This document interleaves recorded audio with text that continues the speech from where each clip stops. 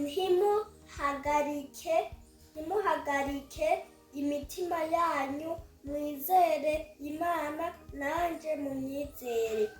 Imuhira kwa data hari inzu nyinshi, iyo ziba zitariho mba ndabibabwira, kuko ngiye kubategurira ahanyu, kandi ko ngiye kubategurira ahanyu nzogaruka kubajana iwanje, ngo aho ndi namwe mube ariho muba.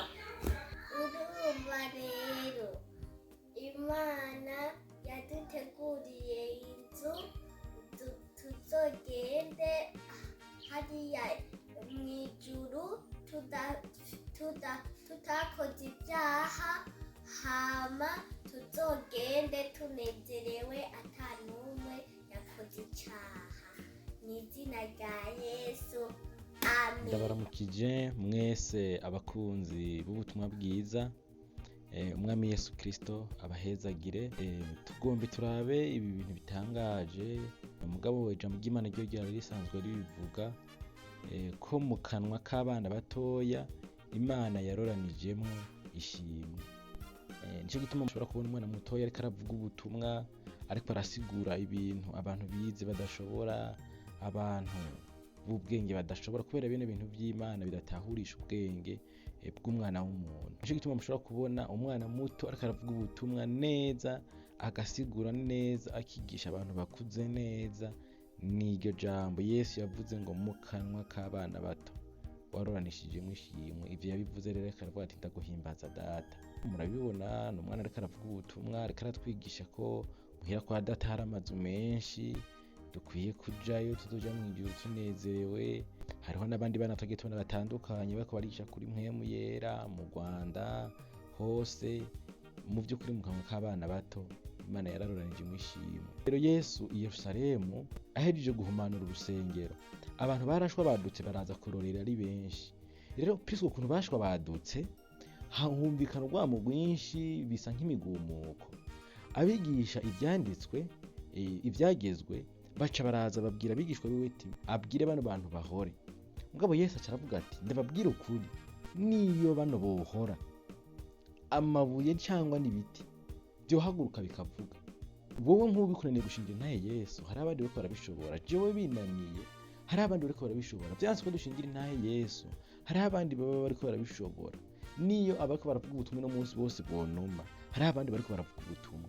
Ntidukwiye kubidehako. Baza abandi bana benshi b'Abanyarwanda, b'Abarundi batoya bavuga ubutumwa. Ibi rero nshobora kubivuga mpanura umuvyeyi uwo ari we wese yoba ariko arumviriza ino video, rerera abana banyu mu ndero y'ijambo ry'Imana, niko ivyagezwe vy'Uhoraho bidusaba. Usomye mu gusubira mu vyagezwe igice c'11 tugasoma ku murongo wa 18 havuga ngo nuko mubika ayo majambo mvuze mu mitima yanyu no mu bugingo bwanyu, muze muyahambire ku maboko yanyu, ababere ikimenyetso, muyashire mu ruhanga nk'amambe, abe hagati y'amaso yanyu. Umurongo wa 19 uvuga ati muze muyigisha abana banyu, muyahoze mu kanwa iyo mwicaye mu mazu, n'iyo muriko muragenda mu nzira, n'iyo muryamye, n'iyo muvyutse.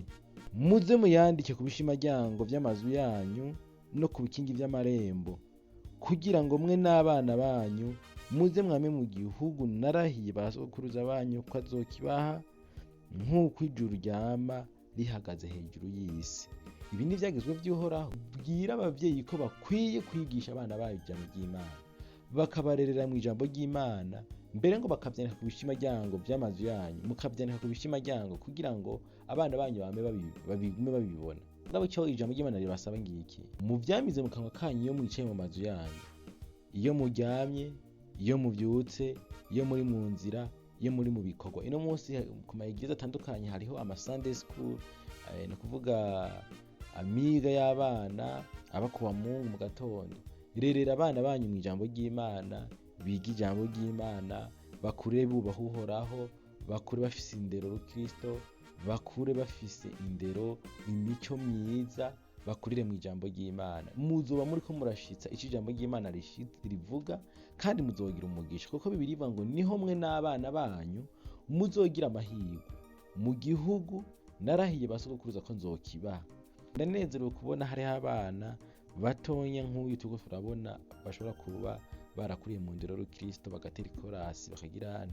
Ego nivyo n'abana, mugabo hamwe no gusenga Imana bagashishikara gusengerwa no kurererwa muri iyo ndero, ejo habo hazoba heza, famiye zabo zizoba ari nziza, n'uruvyaro ruzobakomokako ruba ari uruvyaro rwiza rukurira mu ijambo ry'Imana. Rerere abana banyu mu ijambo ry'Imana, mubarerere mu ndero nziza yo kubaha Uhoraho no gutinya Imana no gutinya icaha, ariko kandi mubashire mu vyizigiro vy'uko tuzoja mw'ijuru. Wowe uriko uranyumva nawe uza warakuze ungana nkanje canke uri nsumba uri mukuru wanje, shingira intahe Yesu, nawe umaze kubaka urugo ufise abana, ubarerere mu ijambo ry'Imana.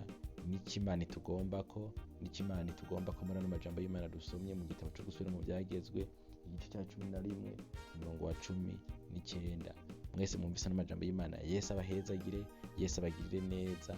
Mushishikare gukurikirana ibica hano kuri no shene, mu bipartage, mu bisangiza abandi mu magroupe atandukanye, kugira ngo abantu bamenye umukiza, abantu bamenye ico bakwiye gukora. Abavyeyi mubankuraje, wowe ufise umuvyeyi afise abana batoya, partage canke umubarire kugira ngo nawe arerere abana biwe mu ndero y'ijambo ry'Imana, bakure basenga, bakure baririmba, bakure bafise indero nziza, bakure bahanurwa. Umwami wacu Yesu Kristo abahezagire, umwami wacu Yesu Kristo abahe umugisha.